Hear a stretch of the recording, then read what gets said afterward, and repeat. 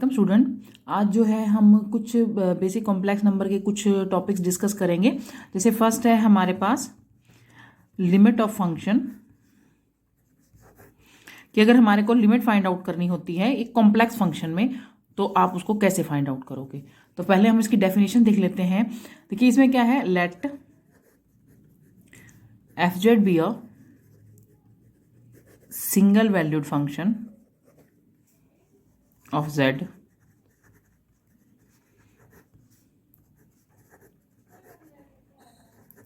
defined in a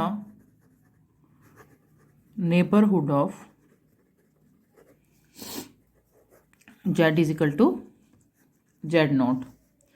देखिए हमारे पास एफ जेड कोई सिंगल वैल्यूड फंक्शन है और इसको हम अगर हम z is equal to Z naught पर हमें डिफाइन करना है तो देन हमारे पास क्या रहेगा, then F Z is said to have a limit L as Z approaches to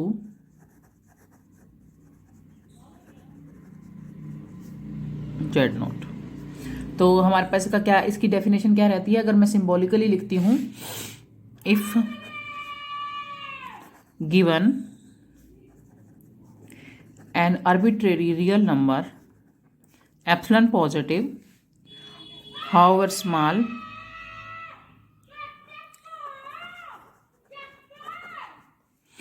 there exists a real number epsilon positive such that fx minus L is less than epsilon whenever 0 less than z minus z naught less than delta.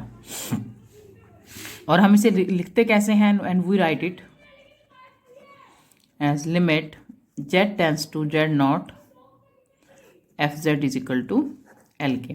देखिए मैं अब इसको explain कर देती हूँ एक बार। Limit of the function क्या होता है, अगर मान लीजिए हमारे पास एफ जेड एक सिंगल वैलिड फंक्शन है z के अंदर, define in A neighbourhood of, और हमें इसे डिफाइन किस पे करना है, किसी नेबरहुड पॉइंट पर डिफाइन करना है, then F Z is said to be limit L as Z approaches to Z naught. तो हमारी लिमिट क्या बनेगी, एल बनेगी जब जेड हमारा कहाँ अप्रोच करेगा, जेड नोट को।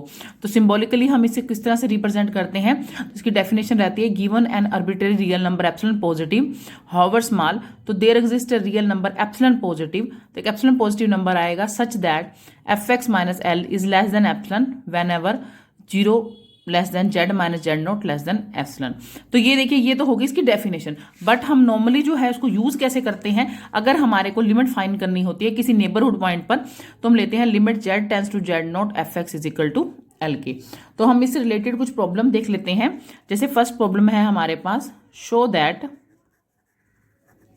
Limit Z tends to 0 real part of Z minus imaginary part of Z का होल स्क्वायर अपॉन में जेड स्क्वायर। आपको ये कह बताना है कि इसकी जो लिमिट है वो डज नॉट एग्जिस्ट, वो एग्जिस्ट नहीं करती है। तो आपको पता है कि जेड हमारे पास एक कॉम्प्लेक्स नंबर है, एक्स प्लस एओटा वाई होता है, उसका रियल पार्ट कौन सा होगा, ये वाला, और इमेजिनरी कौन सा होगा, ये वाला। तो अगर मैं लिमिट की बात करूं तो हमारे पास जेड टेंस टू 0 है, तो रियल पार्ट इसका क्या लिखा जाएगा, यानी मैं एक्स आ जाएगा यहाँ पर, इमेजिनरी ऑफ जेड लिखना है यानी यहाँ वाई आ जाएगा अपॉन में स्क्वायर, और जेड का स्क्वायर मतलब हमारे पास जेड का स्क्वायर यानी इसका मैं क्या करूंगी, स्क्वायर करूंगी, तो हमारे पास क्या हो जाएगा एक्स स्क्वायर प्लस में वाई स्क्वायर। तो ये हमारे पास मैंने क्या किया है, जस्ट इसका यहाँ सॉरी यहाँ ना मैग्नीट्यूड है, जैसे जेड है तो जेड का मैग्नीट्यूड क्या हो जाएगा, एक्स का स्क्वायर प्लस वाई का स्क्वायर।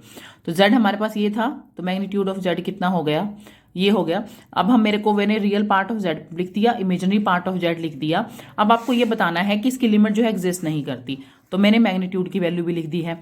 नाउ देखिए हमें इसका स्क्वायर लिखना था ना, तो अंडर रूट था, इसका स्क्वायर हो गया तो ये कैंसिल हो गया, तो एक्स माइनस एक्स वाई का square X square plus Y square, तो हमारे पास आ गई इसकी वैल्यू। अब देखो अब हमने बताना है कि लिमिट एग्जिस्ट करती है या नहीं करती है। तो आपको करने के लिए हमारे पास देखिए क्या रहता है, इसमें हम क्या करेंगे, पुट कर देंगे y के प्लेस पर mx, ठीक है, y के प्लेस पर mx पुट कर दोगे, लाइन की इक्वेशन पुट कर दोगे, देन लिमिट क्या हो जाएगी हमारे पास x टेंस टू 0, तो x का तो x हो गया, y की जगह हो जाएगा mx का स्क्वायर, x स्क्वायर mx का whole square, that is limit x tends to 0। अगर हम x कॉमन ले लेते हैं तो x का स्क्वायर आ जाएगा 1 माइनस एम का होल स्क्वायर, और यहाँ से m x square m square, तो हमारे आ जाएगा limit x tends to 0 X square 1 minus M का होल स्क्वायर, यहाँ नीचे भी क्या था एक्स स्क्वायर, तो यहाँ बन रहा था 1 प्लस एम का होल स्क्वायर, तो इसे कैंसिल हो गया, तो हमारे पास क्या आ गया limit x tends to 0 1 minus M square और 1 प्लस एम स्क्वायर का m का होल स्क्वायर। नाउ देखिए अब हमारे पास ये वैल्यू आ गई है, तो टोटली डिपेंड्स ऑन क्या हो जाएगा m के, कि हमें नहीं पता कि यहाँ पर क्या m की वैल्यू है, क्योंकि m की वैल्यू के ऊपर ही हम डिफाइन कर सकते हैं ना। अगर बाई चांस यहाँ पर m की वैल्यू मान लीजिए 1 ही आ गई तो ये 0 हो जाएगा, तो लिमिट हमारे पास 0 आ जाएगी, तो हमारे पर टोटली डिपेंड करता है, तो which depends on m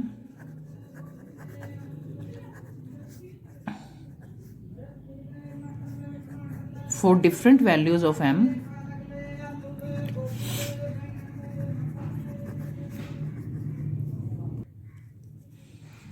we have different values। देखिए अगर डिफरेंट वैल्यू पुट करेंगे m की तो डिफरेंट वैल्यू मिलेगी ना हमें, तो हमारे पास therefore limit does not exist, क्योंकि हमारे पास एक पर्टिकुलर वैल्यू नहीं आ रही है, तो हमारे पास क्या कहेंगे हम कि लिमिट हमारी एग्जिस्ट नहीं करती है। तो हमारे मान लीजिए -1 पुट कर देती हूँ तो कैंसिल होकर 0 हो जाएगा, तो ये इन्फिनिटी बन जाएगा। तो इसी वजह से मैं बता रही हूँ कि हमारा टोटली डिपेंड करता है हम पर, फॉर डिफरेंट वैल्यू हमारे पास डिफरेंट वैल्यूज आ जाएंगी, तो यूनिट जो हमारी लिमिट है वो एग्जिस्ट नहीं करेगी। तो इस तरह की जो प्रॉब्लम रहेगी जहाँ जेड की लिमिट इस तरीके से गिवन होगी, तो हमें क्या करना है, हमने वहां पर लाइन की इक्वेशन यानी y = mx पुट कर देना है और उसके अकॉर्डिंग ही वैल्यू फाइंड आउट कर लेनी है। एक और लिमिट की प्रॉब्लम देख लेते हैं, जैसे है limit z tends to 1 plus iota z -1 minus iota upon z square 2z plus 2 raise to power 2। इसको हमने प्रूव करना है -1/4 के इक्वल। तो limit z tends to 1 plus iota, देखिए यहाँ है, यहाँ सॉरी माइनस है, -2z, इस 2 को मैं लिख सकती हूँ 1 + 1 लिख सकती हूँ। Limit z tends to 1 plus iota. अब देखिए मैं क्या करूंगी, एक प्लस तो यहाँ ऐड कर दिया मैंने, और इस प्लस की जगह मैंने क्या लिख दिया, एओटा का स्क्वायर। 1 था ना, 1 की जगह मैंने क्या लिख दिया, एओटा स्क्वायर, और इस प्लस को इसके साथ ले लिया। तो limit z tends to 1 plus iota, तो ये मेरा क्या बनेगा, z -1 का होल स्क्वायर माइनस एओटा का स्क्वायर। तो क्या बन गया, फॉर्मूला बन गया a square minus b square,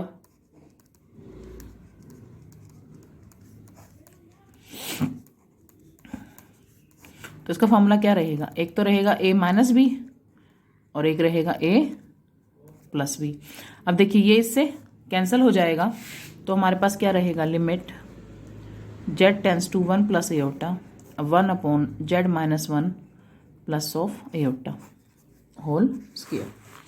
अब देखिए z की लिमिट क्या है, ये है, हम इसे पुट कर देंगे, तो 1 प्लस एओटा -1 प्लस एओटा, इसका स्क्वायर, 1 से 1 कैंसिल हो जाएगा, तो ये हो जाएगा 2 एओटा का whole square, that is 4 iota square, और एओटा स्क्वायर क्या होता है, -1 के इक्वल, तो ये क्या हो जाएगा, -1/4। तो हमें यही प्रूव करना था कि z की वैल्यू क्या, इसकी वैल्यू कितनी आ रही है, -1/4। तो ये हमारा लिमिट का एक और प्रॉब्लम बता दिया है मैंने। और इस क्वेश्चन में इस तरह की एक और प्रॉब्लम ले लेते हैं जहां पर टोटली डिपेंड करेगा इसके ऊपर। ये तो सिंपली क्वेश्चन था, हमने देखिए हमारे पास कॉम्प्लेक्स में जब भी क्वेश्चन आएंगे तो हमने कोशिश ये करनी है उसको एओटा की फॉर्म में लेके जाना है। ऊपर अयोटा था तो नीचे भी किसकी फॉर्म में ले आई, अयोटा की फॉर्म में। नाउ हम कुछ इंपॉर्टेंट डेफिनेशन देख लेते हैं। जैसे फर्स्ट है हमारे पास, that is derivative of F Z. देखिए मेरे पास अगर कोई फंक्शन है, देखिए डेरिवेटिव ऑफ जेड कोई कॉम्प्लेक्स नंबर है, उसका हमने डेरिवेटिव फाइंड आउट करना है। तो कैसे करेंगे, तो let w is equal to F Z be a single valued function of variable z। Obvious है कि एफ जेड में फंक्शन है तो वेरिएबल जेड में ही फंक्शन है, that mean then the derivative of F Z is defined to be D W upon में D Z F dash Z, that is limit del tends to 0 F Z minus del Z F Z upon में delta Z. ये हमारे पास किसका ये किसकी definition है, that is derivative of F Z. अगर हमारे पास कॉम्प्लेक्स में डेरिवेटिव फाइंड आउट करने के लिए कहा जाएगा तो हमारे पास क्या रहेगा, derivative of F dash Z क्या रहेगा, limit del tends to 0 F Z minus del Z minus F Z upon में डेल जेड। हाँ जी, आगे मैं बता रही हूँ आपको कॉसी रीमान इक्वेशन। देखिए ये जो है हमारे जितने भी क्वेश्चंस आएंगे उनका सबसे इंपॉर्टेंट पार्ट है। हमारे पास जितने भी क्वेश्चन है मोस्टली क्वेश्चन हमारे इससे रिलेटेड होंगे, उसको ध्यान से समझ लीजिएगा कि कॉसी रीमान इक्वेशन देखिए ये दो फॉर्म में होती है। एक तो होती है हमारी कार्टेशियन फॉर्म में, कार्टेशियन फॉर्म यानी एक्स और वाई वाली फॉर्म में। उस फॉर्म में जो हमारी सी आर इक्वेशन भी बोलते हैं इसको, उस फॉर्म में हमारी जो सी आर इक्वेशन है वो क्या रहती है, वो रहती है हमारे पास करली यू बाय में करली एक्स इज इक्वल टू में करली वी बाय में करली वाई और करली यू बाय में करली वाई इज इक्वल टू करली वी बाय में करली एक्स। ये रहती है हमारी कार्टेशियन फॉर्म में। और अगर मैं बात करती हूं पोलर फॉर्म की, पोलर फॉर्म में जो है रहता है हमारा आर और थीटा। इसमें हमारी जो सी आर इक्वेशन है यानी कॉसी रीमान इक्वेशन है वो क्या रहती है, वो रहती है हमारे पास करली यू बाय में curly R that is 1 by में आर वी अपॉन में थीटा, और सेकंड रहेगी करली वी बाय में curly R -1 by R curly U by में करली थीटा। तो ये हो गई हमारी C R equation Cartesian form और ये हो गई पोलर फॉर्म में। तो हमारे को दोनों माइंड में रखनी है कि हमारे क्वेश्चन जो हैं इस पे बेसिकली डिपेंड करते हैं। जो हमारे पास है सी आर इक्वेशन में पता होनी चाहिए कि ये हमारे पास कॉसी रीमान इक्वेशन है। वैसे इसका डेरिवेशन भी है कि सी आर इक्वेशन का, बट आपको रिक्वायरमेंट नहीं है इसकी। आगे देखिए हमारे पास the third and the main definition analytic function क्या होते हैं। एनालिटिक फंक्शन या फिर इसको हम रेगुलर फंक्शन भी बोलते हैं, दोनों नाम से किसी में से बोल सकते हैं। एनालिटिक फंक्शन भी बोल सकते हैं, रेगुलर फंक्शन भी बोल सकते हैं। तो इसकी डेफिनेशन क्या रहती है, a function F Z which is single valued and possesses a unique derivative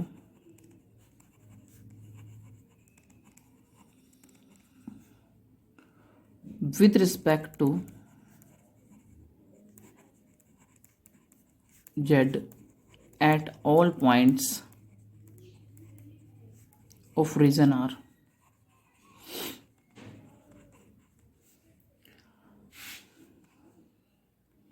is called analytic function. इसको डिफाइन कर देती हूँ, क्या चीज लिखी है मैंने। देखिए इन्होंने बोला है कि if function F Z which is a single valued. देखिए हमारे पास कोई फंक्शन है एफ जेड जो कि सिंगल वैल्यूड है, possesses a unique derivative with respect, यानी कि जितने भी पॉइंट हैं उन सब पर उसका एक ही जैसा डेरिवेटिव आएगा, तो उसे क्या बोला जाता है, analytic function of Z.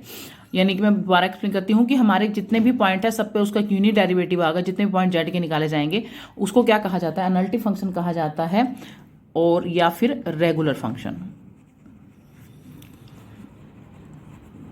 Function of Z. अगर मैं बात करूं कॉम्प्लेक्स की तो इसे हम क्या कहते हैं, एंटायर इन कॉम्प्लेक्स फंक्शन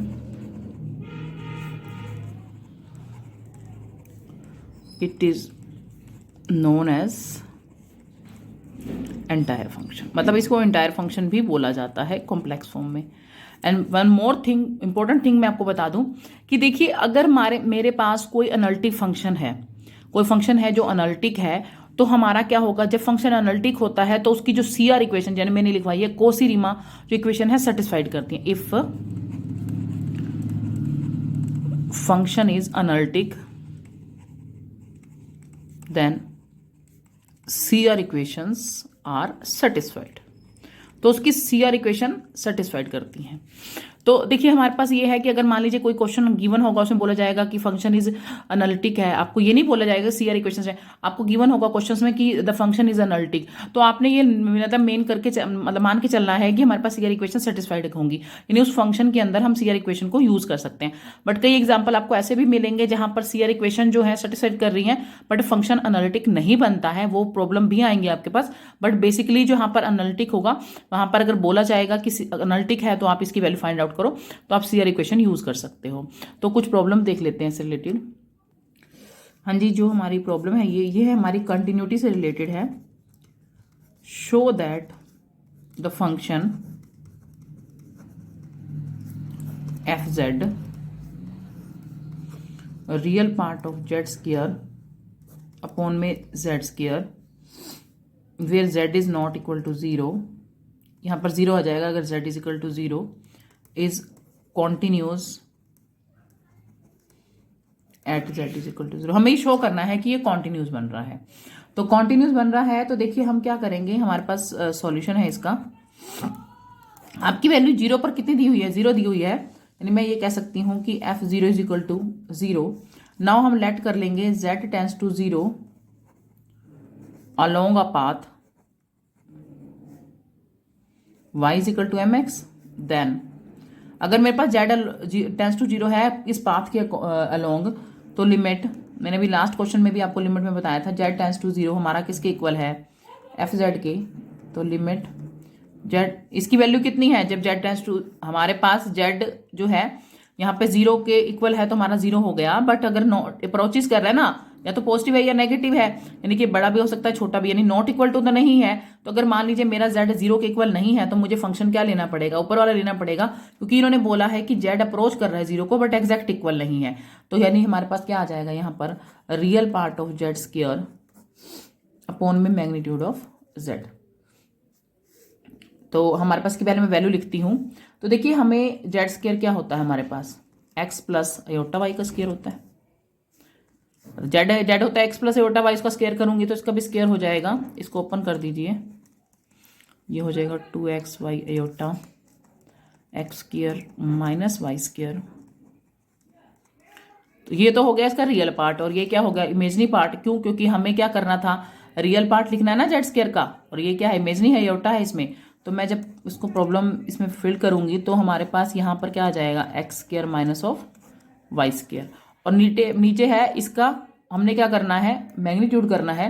तो देखिए जब मैं इसका मैग्नीट्यूड करूंगी तो हमारे पास क्या आ जाएगा, जेड का स्क्वायर। जेड क्या था हमारे पास, एक्स प्लस अयोटा वाई, तो जेड का मैं मैग्नीट्यूड करती हूँ, that is x square plus Y square, और फिर इसका स्क्वायर करूंगी तो क्या आ जाएगा, x square plus Y square. Z की वैल्यू लिखी, उसका मैग्नीट्यूड निकाला, तो x square plus Y square होता है मॉडुलस मतलब, और जेड स्क्वायर क्या हो गया, इसका अंडर रूट हट जाएगा, तो यहाँ पर भी क्या आ जाएगा, x square plus Y square.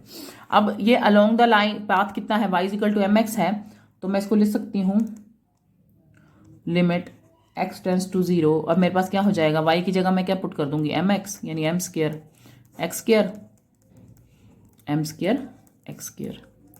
तो limit x tends to zero, X square common ले लेंगे, 1 माइनस एम स्क्वायर, और यहाँ आ जाएगा 1 प्लस एम स्क्वायर। ठीक है, तो हमारे पास which depends on M,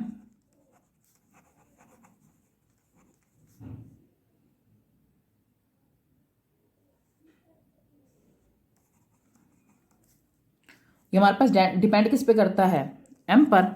for different value of M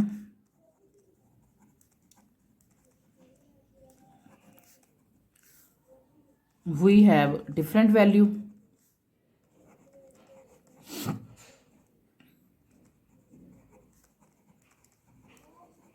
of limit, therefore f limit does not exist. तो लिमिट एग्जिस्ट नहीं कर रही है, और लिमिट नहीं एग्जिस्ट कर रही है तो ये क्या नहीं होगा, कॉन्टिन्यूस नहीं होगा। Therefore f Z is not continuous at Z is equal to zero पर। तो ये हमारा इसका बेसिकली फंक्शन था कि हमारे पास इसकी वैल्यू एग्जिस्ट नहीं कर रही है। अगेन नेक्स्ट है, जैसे हमारे पास डेफिनेशन है, ये है हार्मोनिक फंक्शन। तो हमारे पास हार्मोनिक फंक्शन क्या होते हैं कि इफ एफ जेड क्या है, हमारे पास फंक्शन होता है u प्लस एटा वी में बी अनल्टिक फंक्शन। अगर मैं ये कहती हूं कि हमारे पास ये क्या है, एक अनल्टिक फंक्शन है and u and v will be satisfy the Laplace equation. Laplace equation हमारे पास क्या होती है, curl square F plus X square curl square F Y में curl Y square is equal to 0 and are called harmonic function. तो इसे क्या कहा जाता है, हार्मोनिक फंक्शन कहा जाता है। तो इसकी देखिए बेसिकली इसकी कंडीशन क्या होती है, अगर कोई फंक्शन हमारे पास हार्मोनिक है तो फर्स्ट ऑफ ऑल इसमें u और v जो है हमारे पास क्या होंगे, सेटिस्फाई करेंगे इस लैप्लास इक्वेशन को। यानी हमारे पास अगर मैं निकालती हूँ curl square f with respect to x के और y के तो इक्वल टू 0 हो जाता है, तो ये हमारे पास क्या हो जाता है, हार्मोनिक फंक्शन हो जाता है। तो ये हमने प्रूव करना था कि हमारे पास हार्मोनिक फंक्शन क्या हो जाता है एफ जेड, कि अगर हमारे पास ये कंडीशन सेटिस्फाइड करेगी, यानी कर्ल स्क्वायर एफ अपॉन में curl x square plus curl square F plus में वाई स्क्वायर तो इज इक्वल टू 0 आ जाता है, तो हमारा क्या हो जाता है, हार्मोनिक फंक्शन हो जाता है। यानी क्वेश्चन में कभी भी आपको बोला जाए कि show that is a harmonic function, तो आपको ये कंडीशन होल्ड करके दिखानी पड़ेगी। नाउ देखिए हम एनालिटिक फंक्शन से रिलेटेड एक प्रॉब्लम देख लेते हैं। इसमें ये एग्जाम में बहुत बार रिपीट होता है क्वेश्चन, जैसे show that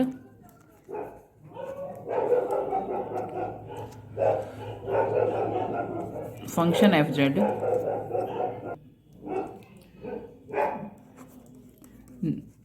under root of magnitude of xy is not analytic at origin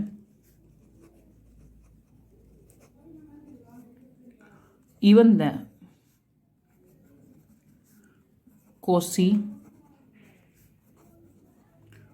Riemann equation are satisfied। देखिए उन्होंने क्या बोला है कि हमारे को शो करना है कि फंक्शन है ये अनल्टिक तो नहीं है ओरिजिन पे, बट हमारी सी आर इक्वेशन जो है वो सेटिस्फाइड कर रही है। तो देखिए पहले हम क्या करेंगे, हम इसकी सी आर इक्वेशन देखते हैं कि हमारा ओरिजिन पे जाने का सी आर इक्वेशन सेटिस्फाइड हो रही हैं या नहीं हो रही हैं। तो इसका सॉल्यूशन फाइंड आउट कर लेते हैं। तो देखिए हमारे पास लेट एफ जेड क्या है, दैट इज होता है u x y plus iota v x y. ये हमारे पास है under root of x y के। यहाँ अगर मैं कंपेयर करती हूँ तो यू एक्स वाई किसके इक्वल हो गया, under root of x y के, और v क्या हो गया, दैट इज 0, क्योंकि हमारे पास इमेजिनरी तो कोई फंक्शन ही नहीं है। अब मैं ओरिजिन पर चेक करूंगी इसकी value at the origin 0 0 we have. देखिए पार्शियल डेरिवेटिव का एक फार्मूला रहता है, अगर मैं u के रिस्पेक्ट में निकाल रही हूँ, लिमिट में रहेगा ये formula, that is x tends to 0 u x0 minus u 0 0 upon में x। तो देखिए मेरे को ये पार्शियल डेरिवेटिव है हमारे पास निकाला हुआ है लिमिट की फॉर्म में। तो देखिए मैंने क्या करना है, u x0 का मतलब क्या है, अगर मैं इस फंक्शन के अंदर x के प्लेस पे x रखूं और y के प्लेस पे 0 करूं तो ये पूरा फंक्शन क्या हो जाएगा, 0 हो जाएगा। और यहां पर मैं 0 0 पुट करूं तो भी क्या हो जाएगा, 0। तो मेरे पास यहां पर लिमिट जैसे मैंने 0 पुट की तो सारा क्या हो गया, 0। इस तरह मैं partial derivative of u with respect to y निकालूंगी, तो limit y tends to 0 u 0 y with respect to y कर रही हूं, तो यहां पर x0 की 0 y हो जाएगा 0 0 अपॉन में क्या हो जाएगा, यहां पर x की जगह क्या हो जाएगा y। नाउ देखिए मैं क्या करूंगी, अभी मेरे पास गिवन फंक्शन था u में पुट करना है ना, तो x की जगह 0 पुट करूंगी और y की जगह y पुट करूंगी, तो मेरे पास क्या बन जाएगा, 0 ही बन जाएगा। ये तो हो गया 0, और 0 0 पुट करूंगी इस फंक्शन में तो भी क्या रहेगा, 0। तो ओवरऑल कितना बन जाएगा, 0। Now partial derivative of v with respect to x, मैं v को निकालने जा रही हूं, तो लिमिट x टेंस टू 0 तो v x 0 minus v 0 0। Same करना है, सिर्फ हमने v को यहाँ पर एक्स वाई कर दिया है v वाले में। तो देखो अब मैंने v फंक्शन पुट किया तो v तो सारा फंक्शन ही 0 था, तो सारी वैल्यूज ही क्या हो जाएंगी, 0 हो जाएंगी। तो limit x tends to 0 0 minus 0 upon में 0 दैट इज 0। अब फिर मैं बात कर रही हूँ विद रिस्पेक्ट टू y के, तो v 0 y minus v 0 0 upon में y। तो v का फंक्शन ही 0 है, तो सारी वैल्यू पुट करे ना करे सभी 0 हो जाएंगी, तो ये भी क्या हो जाएगा, 0। अब आप ये देखिए कि मेरे पास ये मेरी वैल्यू है, जैसे मैंने ये देखा कि करली u बाय करली x है, मेरा करली v बाय करली y के बराबर आ रहा है। Curly u by x is equal to curly v by curly y के बराबर आ रहा है। सिमिलरली करली u bye curly y, minus लिखो, 0 के आगे माइनस लिखो या नहीं लिखो कोई मैटर नहीं करता, बट हमें CR इक्वेशन शो करनी है, तो इसलिए मैंने दिखा दिया कि हम माइनस ले दिया, क्योंकि माइनस 0 या 0 सेम थिंग होती है। तो हमारे पास क्या हो गई, ये CR इक्वेशन हमारी क्या हो गई, सेटिस्फाइड हो गई। मैंने यही बताना था आपको कि CR इक्वेशन हमारी क्या हो गई है, सेटिस्फाइड हो गई है। Hence CR equations are satisfied at origin. हमारे CR इक्वेशन सेटिस्फाइड हो गई हैं। अब हम क्या करेंगे, हमारे को मैंने एनालिटिक की डेफिनेशन क्या बोला था कि ये हर पॉइंट पे कंटिन्यूसली डिफरेंशिएबल होता है। तो अब हम देखते हैं क्या ये डिफरेंशिएबल है या नहीं है। मैंने क्वेश्चन में देखिए मेरे क्या बोला गया है कि शो करो कि ये एनालिटिक तो नहीं है लेकिन कि CR इक्वेशन सेटिस्फाइड कर रही है। तो मैंने CR इक्वेशन सेटिस्फाइड करके दिखा दी। अब मैं क्या प्रूव करूंगी कि भी CR तो सेटिस्फाइड है, बट इसका यानी कि लेकिन एनालिटिक नहीं है ये। हालांकि हमारी डेफिनेशन के अकॉर्डिंग मैंने आपको यही बताया था कि एनालिटिक तो हो तो CR इक्वेशन सेटिस्फाइड करती हैं, बट यहाँ पर तो इसका कन्वर्स दे रखा है कि एनालिटिक तो नहीं है लेकिन CR इक्वेशन, यानी हमारे पास कुछ बेसिक इस तरह की प्रॉब्लम दी गई है जहां पर CR इक्वेशन तो सेटिस्फाइड करेगी बट वो एनालिटिक नहीं होगा। अब मैं क्या करूंगी, इसकी एनालिटिक प्रूव करूंगी, इसको एनालिटिक। नाउ देखिए अब हमें क्या करना है, ये बताना है कि एनालिटिक है या नहीं है, और हमें तो प्रूव यही करना है कि एनालिटिक नहीं होना चाहिए। तो मेरे पास डेरिवेटिव के बताना पड़ेगा मुझे कि हमें पता है कि इसका मतलब क्या होता है एनालिटिक का, कि ये डेरिवेटिव होता है हर पॉइंट के ऊपर। तो FZ माइनस F0, हमने डेरिवेटिव वाला फंक्शन यूज कर लिया z टेंस टू 0। FZ देखो हमारे पास FZ कितना था, रूट ऑफ XY, ये पुट कर दूंगी मैं। अब limit z tends to 0 XY, और अगर मैं 0 पुट करती हूँ यहाँ पर तो 0 हो जाएगा, z के प्लेस पे 0 करेंगे तो यहाँ भी 0 हो जाएगा। तो अपॉन में क्या हो गया, z मतलब क्या हो गया, x प्लस आयोटा y के equal. Now along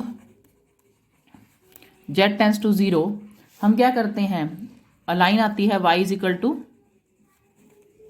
mx we get. अब मैं क्या करूंगी, लिमिट में हमारे पास यहाँ पर हो जाएगा f'0, तो मैंने कहा लिमिट x टेंस टू 0 हो जाएगा, और x के प्लेस पर तो x रहेगा और y के प्लेस में क्या कर दूंगी mx, और नीचे भी x के प्लेस पे रहेगा x और y के प्लेस पे क्या कर दूंगी mx। नाउ आप इसे सॉल्व कर दीजिए, ये हो गया x स्क्वायर m, और यहां से x कॉमन ले लो 1 plus iota m, limit x tends to 0, तो यहाँ m आ जाएगा और x बाहर आ जाएगा। इसी तरीके से यहाँ x आ गया, अल्टा m, x से x कैंसिल हो गया, मतलब मेरे पास ये वैल्यू बच गई। अब ये जो वैल्यू है ये टोटली किस पे डिपेंड कर रही है, m पर, विच डिपेंड्स ऑन m, ठीक है। देयरफॉर FZ इज, क्योंकि ये डिफरेंशिएबल तो हुआ ही नहीं, क्योंकि देखो अगर मेरे पास लिमिट डिपेंड कर रही है m पर तो ये डिफरेंशिएबल नहीं है, डेरिवेटिव इसका एग्जिस्ट नहीं कर रहा। देखो अगर डेरिवेटिव एग्जिस्ट नहीं कर रहा तो FZ इज नॉट एनालिटिक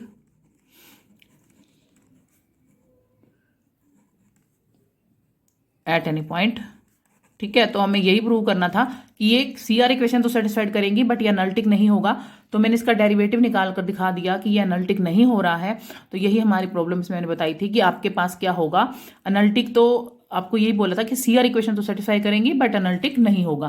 तो यही इस क्वेश्चन में इस तरीके से देखिए आपकी स्टेटमेंट चेंज होकर आ जाएगी, कुछ भी आ जाए, चाहे x+2y आ जाए, कुछ भी आ जाए, लेकिन क्वेश्चन का जो फॉर्मेट है, यानी अगर आपके पास इस तरह की प्रॉब्लम्स आती हैं तो इसका करने का जो प्रोसीजर है वो सेम ही रहेगा कि आपको पहले सीआर इक्वेशन सेटिस्फाइड करके दिखा देनी है कि वो सेटिस्फाइड हो रही है या नहीं हो रही है। आफ्टर दैट आपको डिफरेंशिएबिलिटी दिखा देनी है कि वो एनालिटिक तभी नहीं होगा क्योंकि डिफरेंशिएबल नहीं हो रहा। तो इस तरीके से हम इसको सॉल्व कर सकते हैं।